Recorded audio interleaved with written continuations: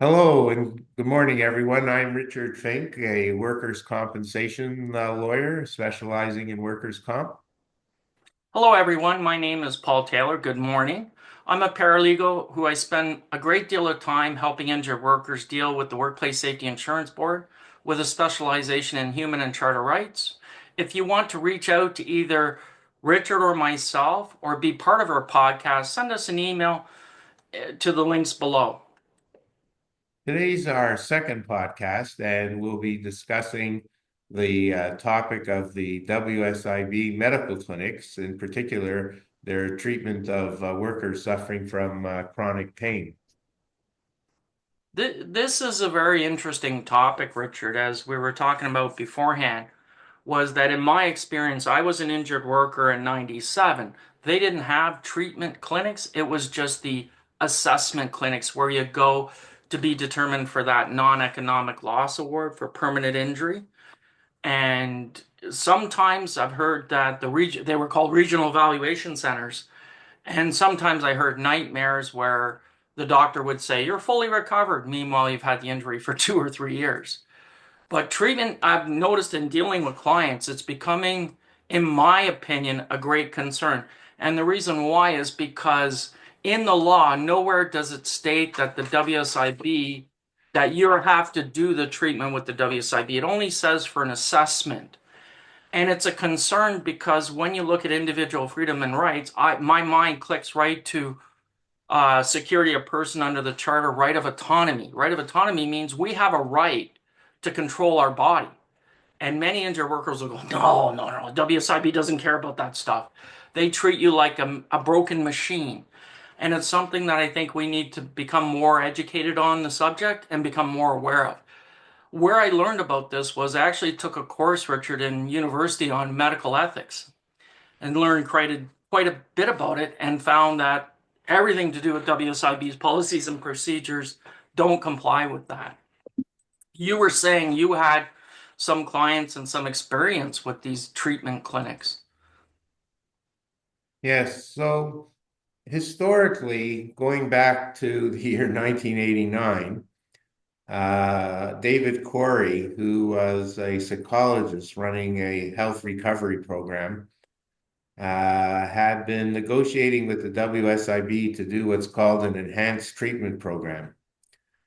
And finally, in the year 2010, which is some 20 years later, after negotiating with the WSIB for some 20 years, the WSIB set up enhanced treatment centers for chronic pain at Mount Sinai Hospital and at Toronto General Hospital. The program lasted 7 years. I would say each year there's 2 or 3 thousand workers who suffer from chronic pain syndrome, which is a recognized disability by the WSIB. And approximately 700 or 800 of them per year were being treated at the two programs that the WSIB set up. And the program was canceled in 2017. The reason it was canceled was that it was starting to cost $20,000 per patient. And the WSIB said we could run our own programs at regional hospitals and do it for a quarter of the price. We don't want to pay. So in 2017, the WSIB was still 5 years away from giving employers back $2 billion every 2 years. So they were a little short of funds. And one of the ways for them saving money was to stop the program.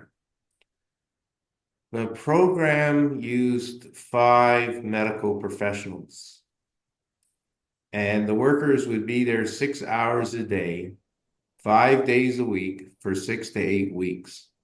So this is a long term program to get workers back functioning so they could go to work. And it had the 5 or 6 medical professionals was a pain doctor who would deal with the drugs and any further surgical procedures. They had a psychologist who would deal with workers trying to get a grip on their stress They'd have occupational therapists who would look at helping the worker get better body movements. They had kinesiologists. They had physiotherapists. And most importantly, they had vocational therapists who would actually go with the worker to the workplace and they'd work with the employer to get the worker up and doing something useful at the workplace to keep with their disabilities. And the program at Mount Sinai, run by David Corey, they actually did a scientific study of the results. And the results were that 60% of the people that came to their clinic got back to work. And that compared with 30% of the people going back to work who didn't get treated. So at that time, the WSIB was actually keeping statistics of things. They don't now, or if they do, they certainly don't publish them. So we have no idea what percentage of chronic pain patients actually ever get back to work. But in those days, it was 30%. Corey got back 60%. And one of the problems for the WSIB was the other 40% said, well, we tried the program, we cooperated, we're still not back to work, pay us, which of course the WSIB is bound and determined not to do. So the program was canceled. And the current program is 3 days a week for 3 hours a day, which is completely inappropriate. It's not nearly intense enough. It doesn't work. Their other program is send the worker for 3 to 12 weeks of psychotherapy by a psychologist or a psychotherapist. And my experience with that is it doesn't work. And what's happening is that the injured workers with chronic pain are receiving extremely poor treatment. Richard, let me ask you a question. Like when you're talking about these studies and saying 60%, 40%, my kind of analytical mind kicks in, or at least from university, is how do they measure success? Like you would say, well, Paul, they say the worker went back to work.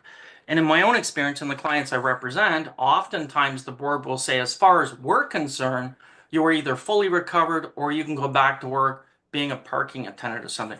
So it really raises concern about the WSIB's numbers sometimes because you really don't, like you say, as I always say with the board, when I look at their so-called statistics and reports and everything, it almost seems like they're cooking the books by controlling the information flow of data. And it's interesting, Richard. I don't know if I told you, I got this new book called, Manipulating the Message by Cecil Rosner, very famous journalist, works for CBC. And it really opens your mind to how information is presented to you by corporations, including the WSIB, how they'll present the success of their programs like the safety rebate program, the treatment clinics. I also wanted to mention, Richard, and unfortunately, I think you were around in this time, but do you remember the Downsview Rehab Center? Isn't that much the same in a way as what the board's doing now again? Like, are we just not redoing, like, repeating history, as it were? Well, every time I'm on the 400 highway and I go past Downsview, which is now a housing subdivision, I get the chills because I used to actually hang out there, not as a patient, but we would have meetings with WSIB officials there. And the injured workers who I'd be looking at were all sort of like classmates to the Downsview Hospital. The problem with the Downsview Hospital was it was very much an in and out program. Hmm. In other words, get the worker in, do the diagnosis, get the worker out as soon as possible, say you're mostly recovered, goodbye, have a nice day. And the board's Downsview Hospital was sort of second-rate facility in terms of what was going on at, say, places like Toronto General. So the WSIB figured rather than running our own show, we'll just send everyone out to what they designated as regional hospitals. But wouldn't, like, when I get an injured worker come to me as a client, what I tell them now, and what I told my doctor is that if the WSIB calls you and wants to talk to you, you tell them, no, I don't want to talk to you. If you have any request of information or anything like that, please put it in writing. And then that way I can see it with the doctor and we can work together and say, okay, fine. Wouldn't that solve some of the issue? But my concern is that these doctors are communicating privately with the case managers and the patient is being left out in the cold and not knowing what's going on. Wouldn't that raise like some form of medical ethics with these hospitals and doctors and treating people? Well, the ethics problem, I think, goes beyond what material they have. The question is the primary responsibility to help the injured worker, or is the primary responsibility to process them? And that is the theoretical flaw with Always the current says. WSIB. It's process over assistance. Right. It's like the board always quotes their lawyers and paralegals. The priority is getting them back to work only. Yes, well, they used to do paper reviews. And I think that might be a topic we're going to be dealing with in the future, but the paper review doctors were not even looking at the workers, and we still see it once in a while in psychological situations where they'll do a paper review of the psychological condition, and then the doctor will do an opinion on the psychological condition after a paper review. And Richard, the standout case, sorry, Richard, I was going to ask you, are you familiar with the WSIB decision 122919? And at paragraph 60, it actually lists a 10-point test for reviewing a medical report. And if you go through that 10-point test, whether it be an in-person examination or a paper doctor, it should help argue to have that report included or excluded. the case I was going to refer to is a clinic who was doing paper reviews for the WSIB had one doctor who kept saying the worker's still disabled. And the WSIB told the clinic that they have to stop using this doctor. She's too pro-worker. And they fired her, and she sued them for her termination. And I was hoping like hell that this case would come before the courts because it would show you exactly what the WSIB is about. Unfortunately, she settled the litigation and took a settlement, Yeah, that was and Stein. it never went to court. But it's emblematic of the entire problem, which is money comes first in medical treatment. It So, does, and that's a big issue with the medical community. I hear expert doctors and medical professors raising concern, much like sometimes in the legal community where they're saying that your priority is money over, the integrity of the system.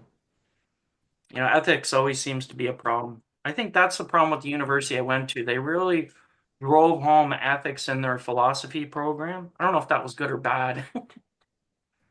well, go back to the chronic pain person. Like